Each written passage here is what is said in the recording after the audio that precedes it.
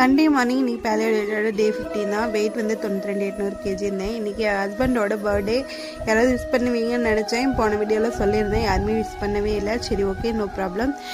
கேசரி தான் பண்ணியிருந்தேன். கேசரிக்கு வந்து கொஞ்சம் நெய் அதிகமாக சேர்த்திருந்தேன். இந்த கேசரிக்கு அந்த அளவுக்கு வந்து ரவையை வந்து நெய்யில் வறுக்கிறோமோ அந்த அளவுக்கு வந்து சூப்பராக வந்து கேசரி வரும். பாதாமை ட்ரை ரோஸ்ட் பண்ணிவிட்டு நெய்யில் வந்து முந்திரி திராட்சையெல்லாம் வறுத்து எடுத்துகிட்டு அதுக்கப்புறம் பார்த்திங்கன்னா தனியாக வந்து ரவையை ஒரு 5 நிமிஷம் வறுத்து தனியாக எடுத்து வச்சிட்டேன். அதுக்கப்புறம் தேவையான அளவு தண்ணி ஊற்றி கொதிச்சதுக்கப்புறம் ரவையை போட்டு நல்லா ரவை வெந்ததுக்கப்புறம் தான் சுகர் சேர்த்தணும்.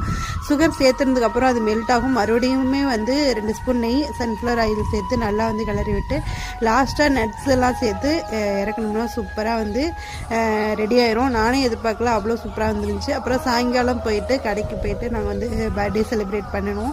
சூப்பராக வந்துருந்துச்சு. என் ஹஸ்பண்ட் வந்து கோல்டன் டைமண்ட் மூவிஸ் அப்படிங்கிற ஒரு ஆஃபீஸ் வச்சுருக்காரு. அந்த